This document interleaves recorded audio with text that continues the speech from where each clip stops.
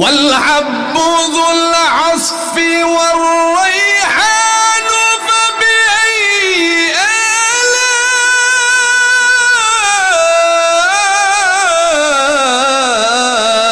রাব্বিকুমা তুকাযযিবান।